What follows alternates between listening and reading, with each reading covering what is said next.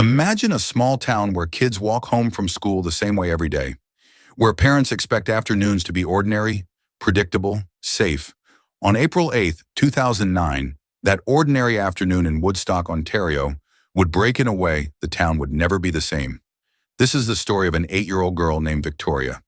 Everyone called her Tori, who vanished in plain sight, and of the terrible chain of events that followed. It was dismissal time at Oliver Stevens Public School. Kids poured onto the sidewalks. Tori, a bright girl who loved butterflies and cartoons, ran back into the school for her mother's butterfly earrings, then left a minute later than the others.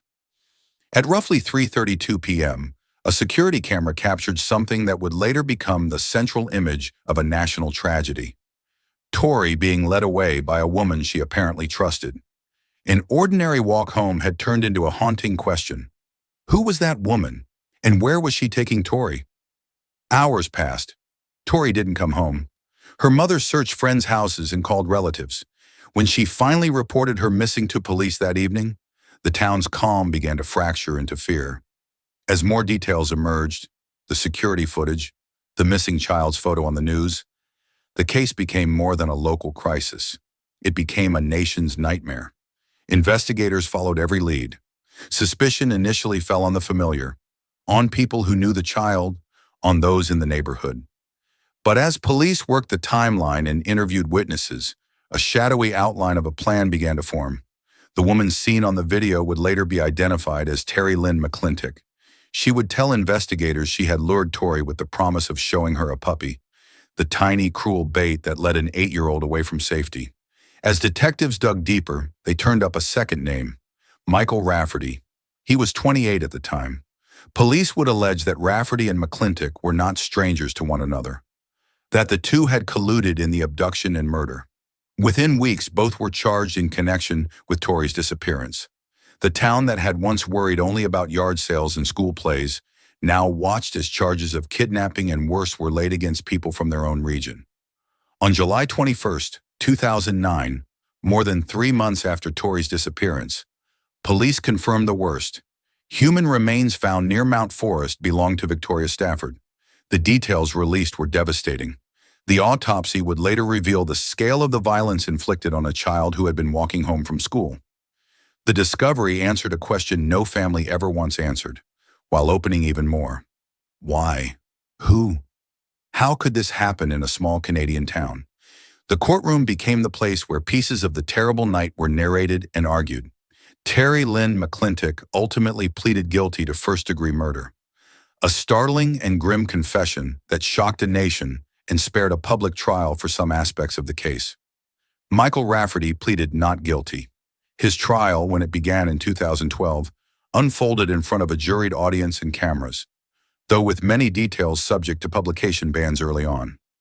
At trial, Crown prosecutors painted Rafferty as the mastermind, the adult who used McClintock as a violent pawn to carry out his intentions. They said the abduction and violence were not spontaneous, but the result of intent and collaboration.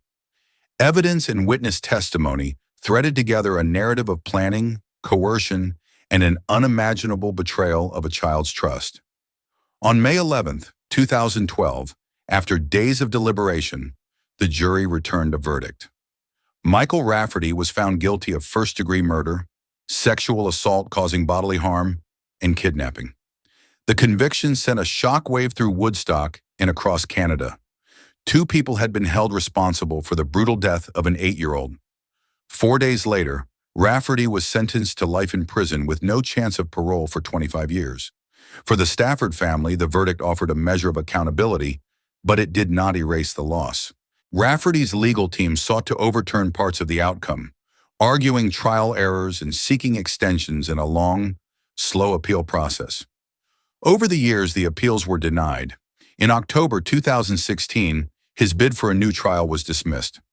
Meanwhile, both the case and the way it was handled prompted broader questions about police procedure, Amber Alert timing, and how communities and systems protect children.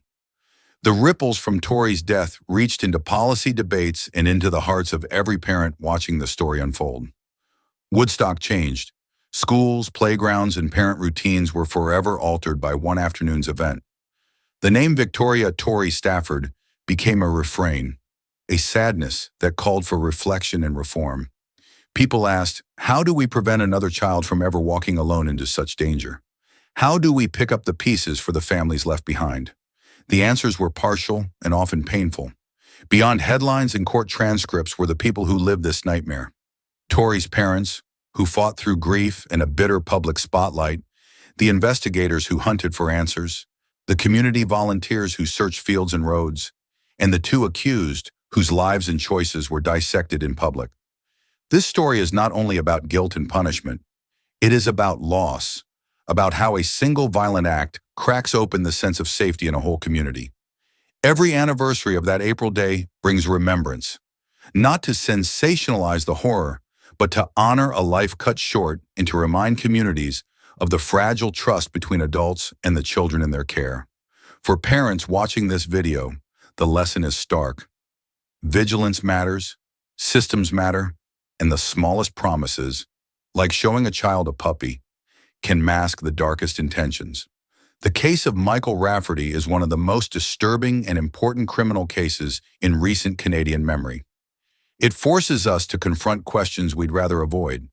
How do predators exploit trust? How do institutions fail? And how can they improve? But more than that, it asks each of us what we are willing to do to keep the smallest and most vulnerable safe. If you take one thing away from this story, let it be this. Ordinary afternoons hide extraordinary risks, and communities must never stop learning how to protect their children. Remember Victoria Tori Stafford, not as a statistic, but as a little girl who deserved every possible safeguard.